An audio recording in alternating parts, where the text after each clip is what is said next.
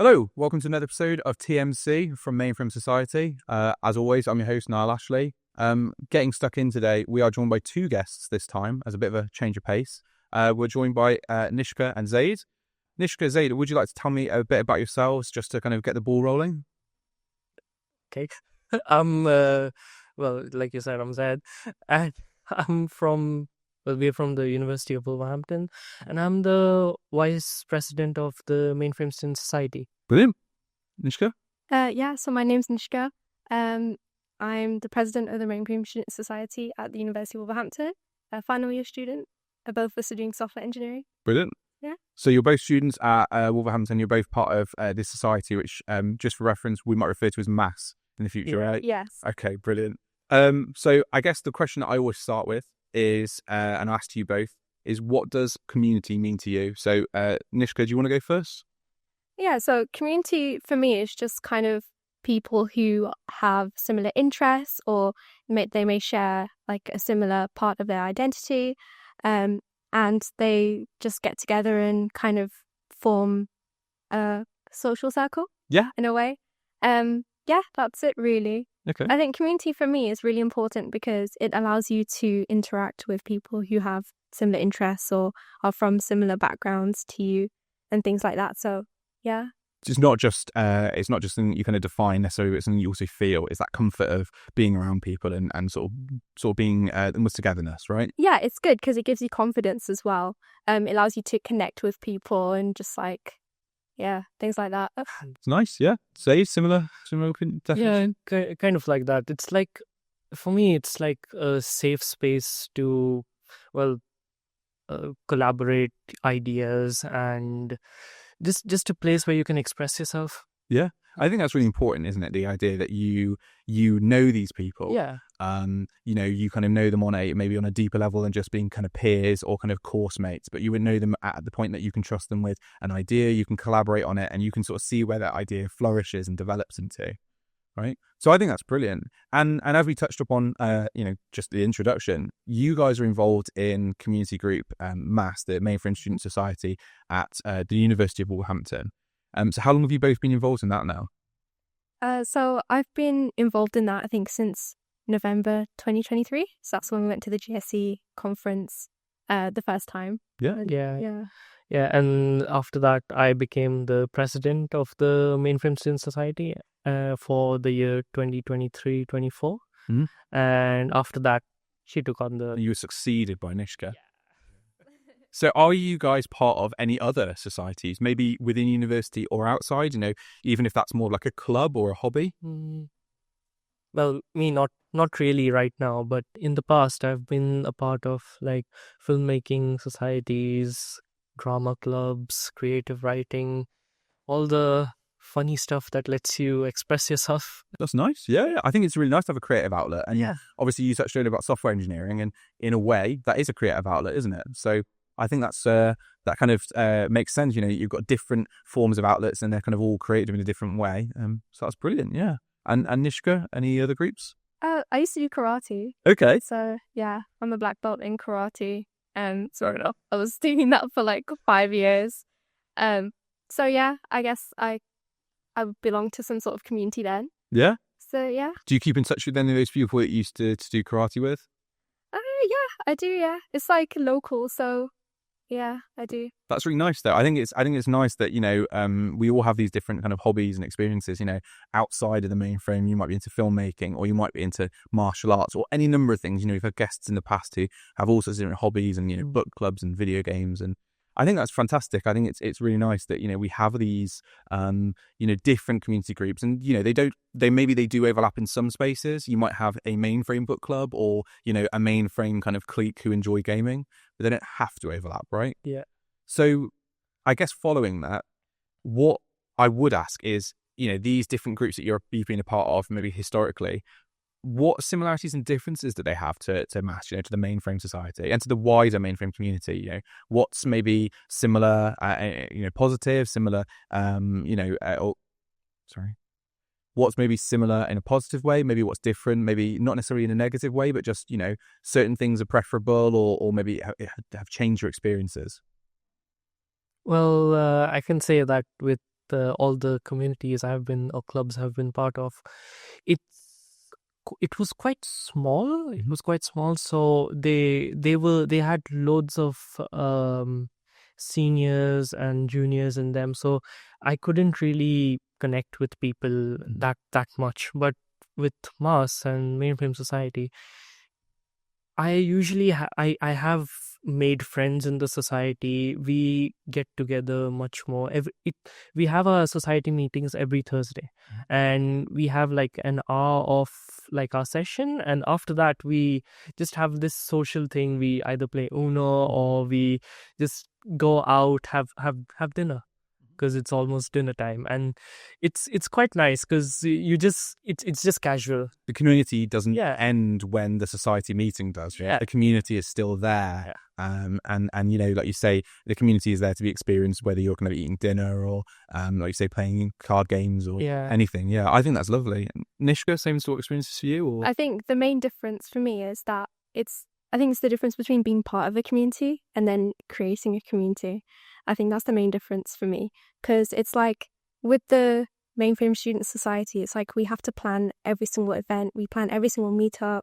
If there's a presentation we want to give, or if there's information we want to tell people, then we make a presentation, we deliver the presentation, and then we get to know every single person individually as well. Because obviously if we're running the society, we need to know every single one of our members, rather than just a member who may only talk to a couple people. So I feel like that's the main difference. And then also another thing I wanted to say was, after attending like the GSE, we got to see how a big community actually works, and we got to, we got good vibes from that. So the vibes that we took from 10 butter vibes. But the vibes and the energy that we took from there, we tried to relay into our society as well, to create that kind of same atmosphere. So.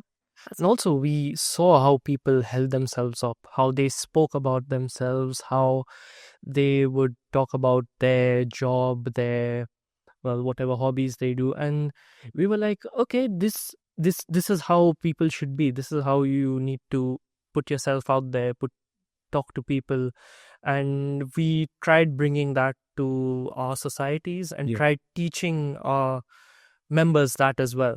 And I could say they're doing pretty good right now. Yeah, really. And like you said to me kind of earlier before we started recording, they're a lot more confident than maybe you guys were when you first started. But that's because of the kind of environment that you've established, like that people can feel comfortable to kind of ask questions.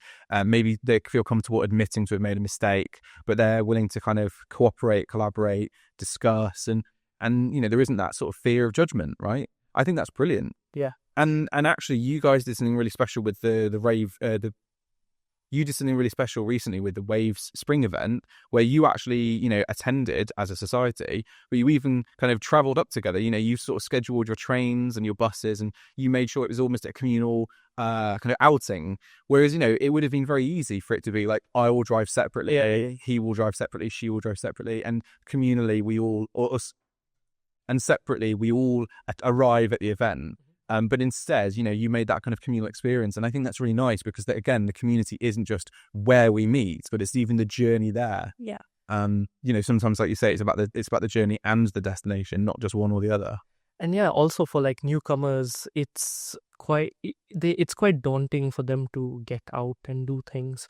So when there is a plan, there is like a meetup, all of these things, it gives them the drive to go forward, do it, because other people are doing it as well. So it gives you the courage to go out and do things. So it's that confidence and security as well that they have within that group.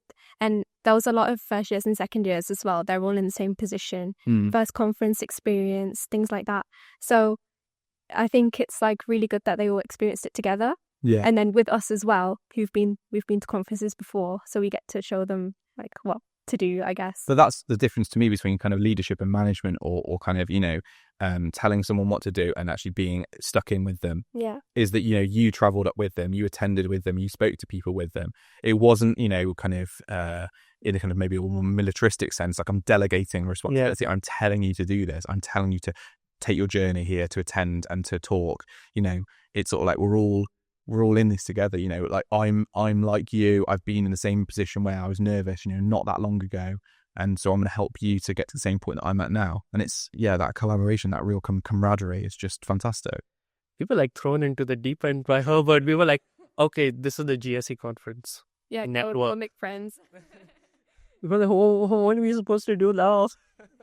But speaking of Herb, because obviously we've had Herb on the podcast not long ago, Herb was actually one of the people who kind of founded this society, and obviously, you know, he was eventually succeeded by Ricky West, who we also had on the podcast, and now obviously yourselves. So, you know, the Wolverhampton Mainframe Society is, you know, it's not just, you know, a kind of new thing. It's got quite a storied history. It's got quite a wealth of different perspectives and kind of inputs over the years. And you know, Matt has attended, you know, the Guide Show events in some shape or form for, you know, quite a few years in a row now, right? So what drew you to Matt in the first place, and maybe what's kept you around? You know, what's been worthwhile about it and has made you stay? Well, for me, Herb, I do not quite recall how I got into this whole business, but it was kind of like Herb. Sorry. No, it's like wasn't he like he did a talk? Yeah. And then you attended the talk. Yeah, it was with Mark Wilson. Okay. He came. He was on the screen, big screen in the lecture room, and he was talking to us about how many like bikes he had and more. Oh yeah. Yeah, At big cut. He was like, if you want these many, like, if you want money, go into this industry. And it kind of drew to me because Herb was like, okay, we're going to be going to a conference, and this conference is going to have not a lot of students over there. It's going to have more professionals. Yeah, of a ratio of about what, like 550 to 50 or something, thereabouts. Yeah, and I was like, okay, in my head, I was like, that can't be true. That can't be true because the conferences have so many students and like just like 2 or 3 employers or people from industry. But we went to the conference and it was exactly like that. We were the only students around, along with some from Hertfordshire and Bedfordshire, I think. Yeah, I don't think Hertfordshire was. Oh, it was Just Bedford at the time. I think Yeah. Hertfordshire's more recent. Yeah. Yeah. So it was like that, and we were kind of thrown into the deep end, told that, okay, go talk to people. And we were quite scared at first because, at least I was, because I hadn't spoken to a lot of employers or professional people, you know. And it was just when we were like resting at the sofas over there, there was someone from Broadcom sitting right across us, and we were like talking about how tired we were, and he spoke to us about it as well. He was like, oh wait, I'm tired as well. And then we just got into a conversation, and then I think that was like the point we realized this conference is not really formal. It's more of like a casual thing. It's like Everyone's really friendly, yeah. Friendly, yeah. More of like that. Because you're there to ultimately to learn, as you know, that's the kind of purpose of, you know, Guys Share, is that, you know, the idea is you turn up to learn and share knowledge, right? And I think that's really important. Whereas, you know, if you go to certain professional conferences, it you know, it can be quite stuffy, it can be quite corporate, suits, ties, everything. But it's not like that. Like you've said, it's much more comfortable, and everyone's human. You know, yeah, exactly. You can just say I'm tired, and someone goes sane. You know, it was like that. And then after that, we had a really good time at the conference. Then Herbert mentioned to me that there's this IBM ZStudentAmbassador program, and he said you should apply for it because it would do you good. Yeah. And I did, and I got into it and all of that. And what we found out was the Mainframe Student Society wasn't really functional at the university back then. Mm-hmm. So we had to go back to the university, into the student union, and establish the society again. Yeah. So I had to start from scratch all over again. So yeah, it's been fun since then. And then it's good because when there's someone from a previous year there, you can quite help the people who are succeeding you. Yeah. Pass the baton. Yeah. So we had a talk with our peers, our members, the last meeting. We had a last meeting, we had a party and everything, and we sat them down and told them, okay, you're going to be the future of our society. And we told them so much. We shared our experiences, we taught them things, and yeah, it's quite powerful when you're in that position. And that's so funny because that's like a kind of a sort of a small kind of ecosystem, you know, the mass, and it represents really the whole industry in that, you know, you've got a lot of people who are retiring, who are moving on to kind of the next chapter of their life, and then they want to pass that information on to their successors.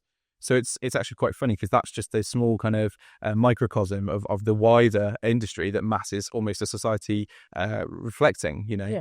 So that's brilliant. And Nishka, did you also have a similar experience about, you know, GuideShare kind of being your gateway into the Mainframe Student Society? Yeah, actually, I wasn't really interested in Mainframe Student Society after our college. Yeah, because it wasn't really like getting much kind of attention in the university, so I wasn't really interested. And then that one year, Zaid was like, "There's a conference and it's 4 days long. You should really come." I was like, "Okay, I'll go." And then I went there and I just really, really enjoyed it. I was like, there's so many people here, and like I really liked seeing, especially the women as well at the conference. The Women in Technology stream with Aileen, yeah, themselves really well, and I was like, they look so cool. I want to be like that. So that's another thing as well that really drew me into like basically just seeing all of the professionalism around me. I thought it was really nice, and I wanted to kind of adopt that. So, and I think that's great actually, because the Women in Tech is, you know, the Women in Technology sort of stream is, you know, so with Aileen running that is almost like a community within a community. Yeah. You know, we have this general mainframe kind of space, but actually kind of women in, you know, are kind of less represented, unfortunately, in IT. And actually it's a really important point that she makes about, you know, these people are here, they're proud of what they do, they're doing really well, you know, and actually, you know, they've achieved a great number of things. You know, our industry, you know, is kind of we owe so much to, so, you know, these women. You know, like the kind of creation of COBOL, for example. Yeah. So I think that's a really important point, and that's nice as well, because that helps people like yourself who may be in a university setting. Again, you know, maybe there's less women in your course. You can actually then turn it to this event and see there are women in the industry who've made it and are thriving. And just because maybe there's less women on my specific course at uni doesn't mean that I can't go on to achieve great things. Yeah, I'm actually the only girl in my software engineering class. Wow, okay. But I think it's really funny how like the president of society is like a girl as well. Yeah. That appeals a lot to everyone, I think, and I feel like that also creates more of a friendly atmosphere as well. Of course it does, yeah. People feel like represented, you know. Yeah. If you know, if it isn't like, if, you know, if it's just the kind of the boys club, I can't be a part of it. But actually to know that it's run by yourself, they can go, well, actually, there's no reason I shouldn't be able to join. Yeah. So I think that's lovely. And another thing, this might be a bit off topic, but I did some research into kind of like the history of the mainframe and things like that. And I actually realized that there's a lot of women in their 70s and 80s that were actually computer programmers. And I thought that was really nice to see as well, because you don't hear about that a lot anymore. You just think of computer science as like a male-dominated field and things like that. Yeah. I think that's a really good point, because, you know, there's that representation. You want to sort of be seen. And as I say, like, you know, you're the only person on your course. That's quite difficult, you know, for other women to look at that course and go, well, you know, I'm going to be such a small percentage of the people. I might have such a different opinion. But actually, we should be celebrating the differences, because the diversity in perspectives is what helps us innovate as an industry and as, you know, as a kind of just a general world. You know, we innovate more when we have different ideas, rather than just, well, that's the way we've always done it. You know, we're just going to be complacent because this is the standard we've set and we're not willing to shift. And yeah, there's so many women who change things in a massive way, you know, like the Enigma machine, you know, the kind of code breaking. Obviously, we give a lot of credit to Alan Turing, but there was a whole team of women behind that. You know, the term computer back in the day wasn't just, you know, it wasn't just a device, a physical bit of hardware. It was people who ran all these calculations, who, you know, who helped with the moon landing and, you know, NASA space missions. And you look at, say, the film Hidden Figures, there's so many women who've made massive positive influences in our industry, who've pioneered the industry. And maybe we don't do enough to celebrate that, because at the current position we're in is just, we're male dominated. But we owe so much to the history, you know, these women who've paved the way. And even like I say earlier, COBOL wouldn't exist if it wasn't for you know, driven women who sort of pushed our industry forward. And We owe a lot, and I think that's why it's really important that you can feel represented and other women can feel represented, and we can establish a really nice kind of inclusive atmosphere. And you do that with maths, right? Yeah, definitely. Yeah. You actually have quite a few people interested in maths who aren't even necessarily computer science students. I think when I came and did a talk at Wolverhampton, you had some students who were doing, was it biomedical science? Yeah. And so that's quite interesting, isn't it? That maths has actually appealed to a broad kind of number of people who, again, not even necessarily IT kind of IT focused in their sort of studies. Yeah. I think it's mainly because there's two computer science societies in our university. Ours is the one that does the most consistent work, I think. So we do like meetings every single Thursday. I think that really appeals to people who are not necessarily interested in mainframe enterprise IT, but also just people who just want to learn how to code and things like that. And it's consistent. Yeah. I think there's been like a kind of influx of people from different disciplines wanting to learn how to code and things like that, and just wanting to know about technology. So I think that's really nice that we can introduce them to mainframes and enterprise IT. Yeah, and as she said, that there are people who want to get into computers or just have a hobby. Yeah. So it's not really just a mainframe society. Mm-hmm. It's more of a society where someone can pursue a hobby of theirs, and we help them with that, and we create a kind of a safe space where you can convey your ideas. We have games, we have it's not that serious. Yeah. We kind of try to create a very friendly environment. You balance the sort of fun with the fascination, the learning with the kind of enjoyment. And I think, and like that's a really good point, because it sometimes it can be a hobby. I want to learn this because it's useful to know, or I'm fascinated. But sometimes it's also like these skills are transferable, right? Like even in, say, biomedical science or sort of that sort of biomedical technology, you might have to run algorithms and calculations to kind of interpret data. Well, at that point, you do need to understand the maths and understand the kind of coding practices to make this possible, even if it's just, the kind of general coding philosophies that might be transferable to Microsoft Excel. That's useful. Accountants, any number of other industries and other professions will use these kind of algorithms, these kind of general calculations and formulae. So I think that's a really important point, that, you are helping people regardless as to whether they maybe know about the mainframe or maybe even at this point care, but they might by the end, because you've opened the doors to them, you've given them that chance, and you've helped educate them. So I think that's fantastic. I think it's also a good thing for computer science students to actually interact with each other as well. Because I feel like at our university, there's not that many people who genuinely interact with each other. People just kind of attend their lectures and then go home. But I think having these meetings every single Thursday, like people might just give it a chance and just have a go at talking to different people from different years, or like people who are in their class that they've just never spoken to before until today, or until like. And since COVID, that's a real big issue, isn't it? That siloed nature, we got used to, maybe our generation, especially with school, we got used to just sort of putting the mask on, doing something, coming back. And it was very like you're compartmentalized in your kind of experiences in life. And I think it's great that, I think it's great that we can change that, positively. And you can actually say like, we can return to kind of community spirit, community drive. We can have people sit around a table, play board games or card games and just talk. We can have a little room books where we get a slide deck and we show people how to do ZExplore, and we educate people. We do little workshops. That's something that maybe we need to have more places return to, not just societies, but generally in life. Yeah.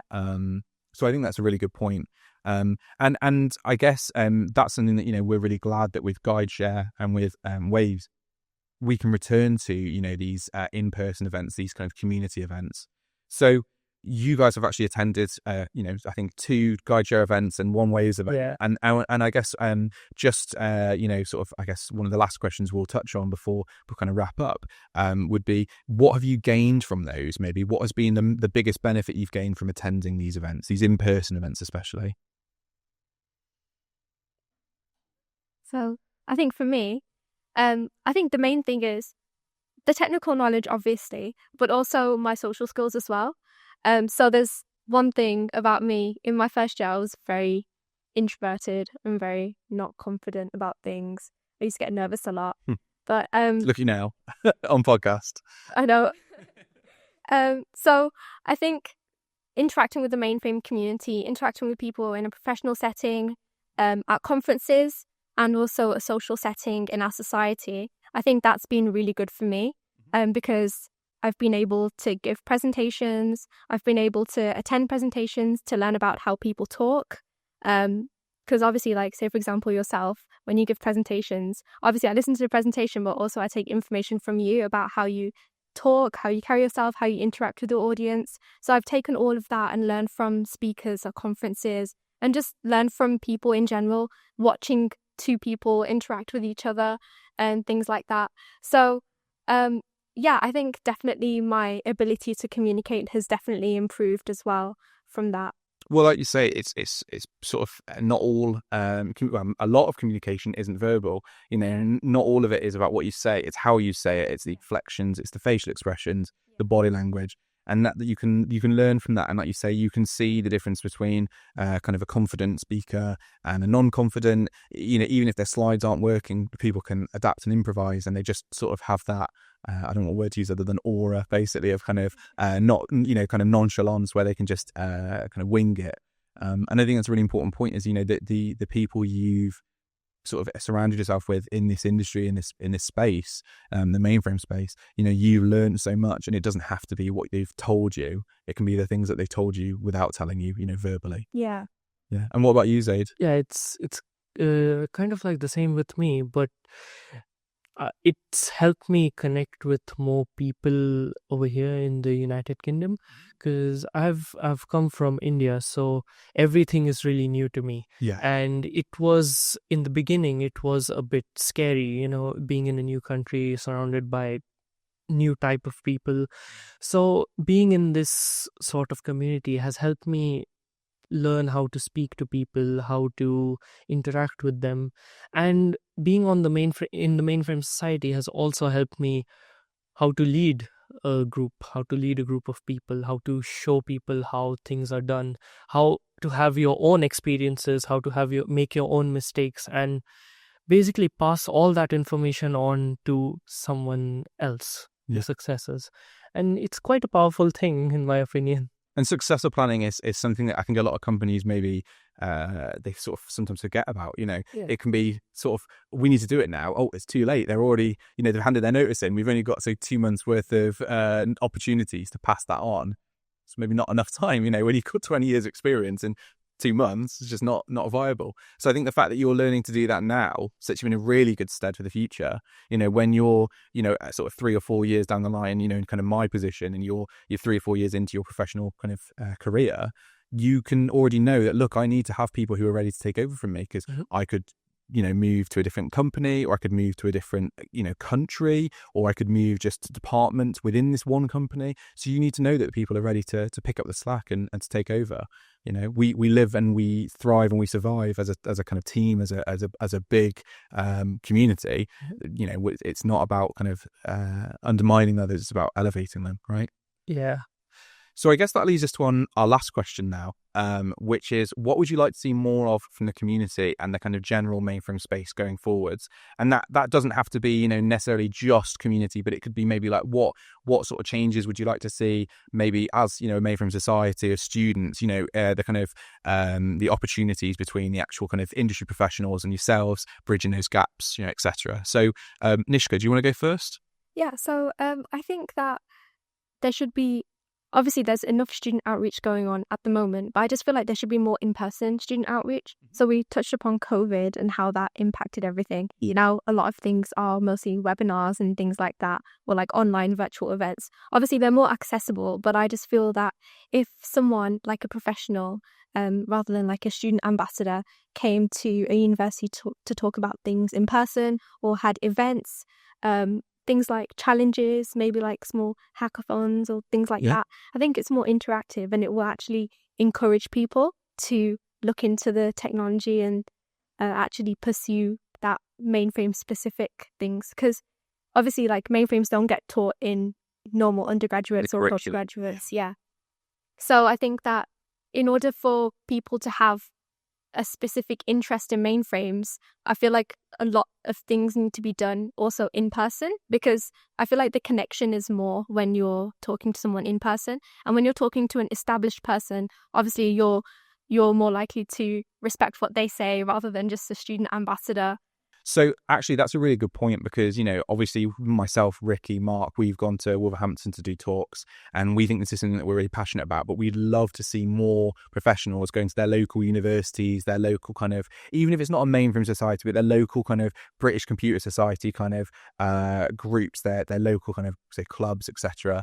I teach STEM at Air Cadets, and I think that's a really important topic. And again, I think maybe there's other professionals out there who should do talks at whether it's Air Cadets or an Army or Sea. Again, cyber is kind of an area that's across all three kind of military kind of youth organizations. And again, I think it's a really important point that we pass this opportunities, we pass this knowledge down. I think it's quite difficult, for a lot of people. They will have to travel, they'll have to get time off maybe, but I think ultimately it's worth it, and more companies are at least looking at, if not actively offering, volunteering hours. And I think it's a shame to not use them. I look at Rocket Software, they're celebrating their anniversary, they're doing all this volunteering kind of big push for volunteering. That is fantastic. They already do a lot of work with universities, which is great. We want, with WAVEZ, we want to work with them more, and we want to continue that because we think it's such an important point. We can give an example of you coming to our university as well. So that event brought a lot of our students, they got really interested in mainframes and this industry after you came to the university. So I feel like when a person comes in, like if there's an in-person event, it makes more of an impact. Yes. Rather than being like a face on a screen, because people waver a lot. That's what I've learned in my presentations and things. People waver a lot. You need to engage the audience, and when you have a presenter who can who's confident, who can talk about things or knows what he's talking about, it can really move an audience. And that is what you did at the university, and it really helped us with our society. But it's about engagement, right? Like if I can't look you in the eyes, how can I know you're really listening to me? If I don't make a joke with you, how do I know that you're really invested?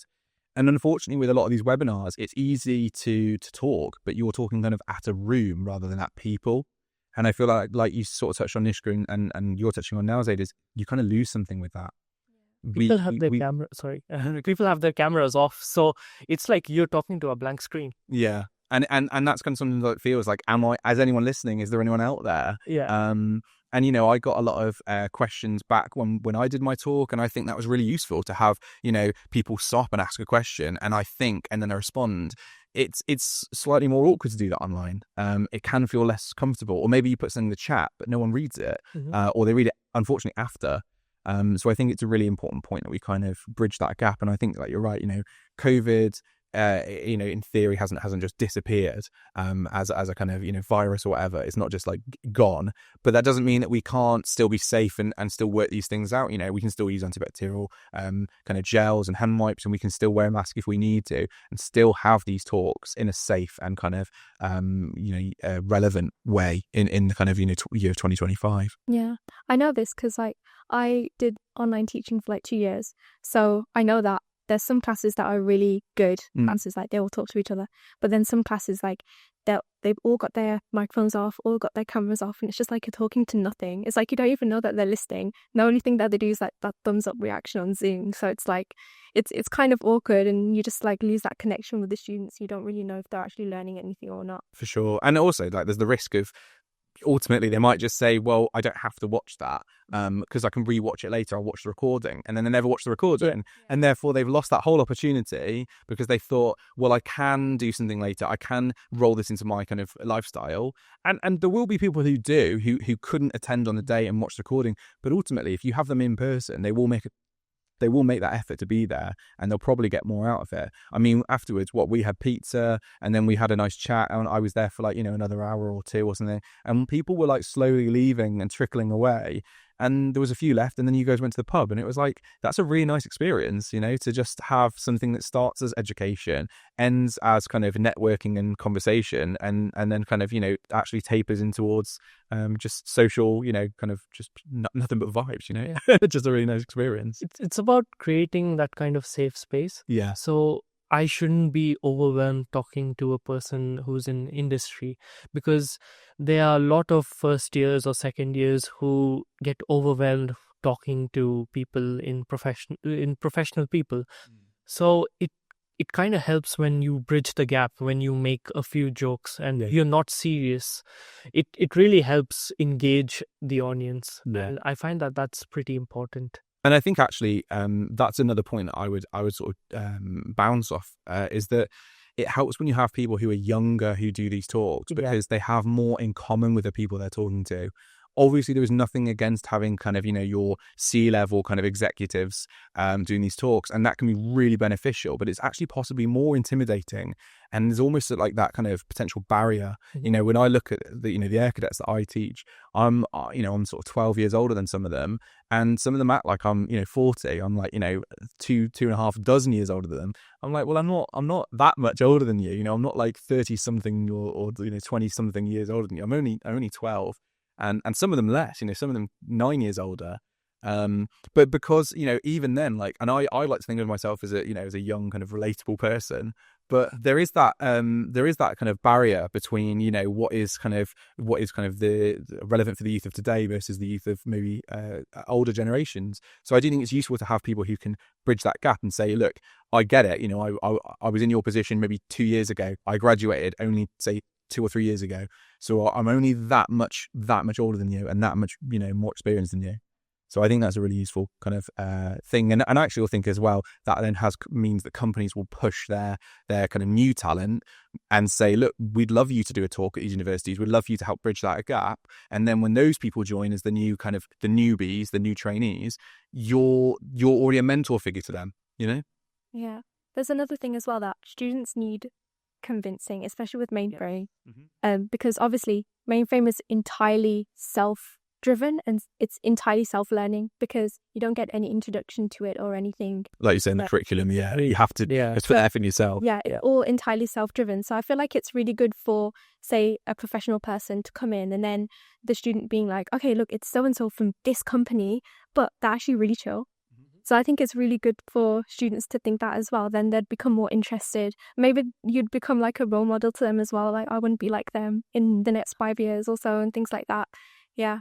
I wanted to say as well that, as well, with the self-driven and self-learning aspect of it, people like us were actually going into Mainframe like with like an ambition, say want a job in Mainframe, a very specific ambition rather than a very vague one. I feel like that's something that's changing now. So in the past we hear about people who they didn't really know about Mainframe that much, they wanted a career in technology and then they just kind of fell into Mainframe and things like that. So lots of people have very unique different stories about that, but I feel like now we're reaching a point where students are now aiming for Mainframe. So I think it's really important now that we have things that are, or like opportunities that are very specific for students who want to go into Mainframe. Very clear, right? Yeah. With very clear job titles, or maybe at least very clear descriptions, right? Because I think that is an area that maybe we're kind of struggling in, is that sometimes you have these job positions and, you know, we would use a term like systems programmer, which maybe non-Mainframe IT professionals would be like, what is that? But then they use maybe, certain companies use sort of certain companies use maybe vague terms. So they just say something like technology or like, you know, developer or like admin. What does that mean? Can we be a little bit more specific, a little bit more granular in what that means, right? It gives people more confidence to apply for these jobs, and also it doesn't make them feel like they are huddled together with people who know nothing about the field. Yeah, I feel like that there's less of a need to kind of, you know, attract people with the word technology and then make them just put them on the Mainframe. Like, I don't feel like you really need to do that anymore, because there's a lot of Mainframe is getting a lot of attention across the world. Yeah. And I feel like there's people who are like genuinely aiming for that now. So I think it's not a bad thing to put Mainframe on a job description or anything like that, because I feel like it would encourage more suitable people to apply to that as well. People who actually have the skills or are building themselves. So actually, that's a really good point, because, you know, we talk about the fact that the Mainframe kind of has like this reputation image. This kind of has this image issue. You know, maybe people are actually not putting the word Mainframe on their job listing. And it's like, well, if you're not doing that, people aren't going to know what they're working on. And they might almost think, should I not be telling people? Should I almost be maybe not ashamed, but maybe less honest about that? Why shouldn't we be proud to say we work on the Mainframe, right? Like, why should we hide it under this kind of obscurity? I think that's a really valid point. I mean, fantastic points raised all episode, really. Like, we could do this for hours to come, I'm sure. I was actually gonna sorry, I'm gonna redo that. So before we wrap up, Zaid, is there anything else you'd like to touch on? Any final thoughts? Maybe any things that you'd like to see introduced, or do you agree with Nishka? Yeah, I do agree with Nishka about the whole job issue that's going on around. I feel like people who are actually learning Mainframe should be given an opportunity to apply for the jobs they have learned for. And I feel like that's really important, because it'll help people with their confidence to apply for these jobs, and to know that whatever that they are doing will not go for naught. Yes. That's pretty important, because you are first of all thrown into an industry, told them that, okay, there's this industry that requires a lot of young talent, and only to figure out later on that that is not recognized in the job title. Yeah. So you are lost at sea, not knowing where to go. So I feel like that should be a really important thing. Yeah, no, you're right. I think if we're going to ask people to, you know, apply for these jobs, they want to know what they're applying for, and then they want to know what to put on their, you know, their kind of portfolio, their bio. You know, what is my job title? Is it something really vague, or is it something that I can say confidently? I am a, you know, a RACF administrator. I am a systems programmer of ZOS. You know, what am I putting here? I should be proud of that. I've earned that. You know. So I think that's a really good point. I think that's a fantastic kind of, you know, kind of a revelatory aspect to end the episode on. Obviously, you know, it's been a pleasure having you here. And I think we'll do one little thing just to wrap the episode up, a little game. So I want quick fire responses. I'm going to ask you just real quick questions, and I want you to give me, you know, your go-to answer, and then we'll see if I can have our audience learn about you better. Okay. So pancakes or waffles? Pancakes, yeah. Waffles. Ice cream, vanilla or chocolate? Or chocolate. Chocolate. Chocolate. Okay. Yeah. Buses or trains? Trains. Okay. Planes or boats? Planes. Oh, I don't know. Boats. Boats? Yeah. Okay. Not planes. Windows or Apple? Windows. Windows, yeah. Okay. More importantly, Windows or Mainframe? Ooh. Mainframe. That's the right answer, yeah.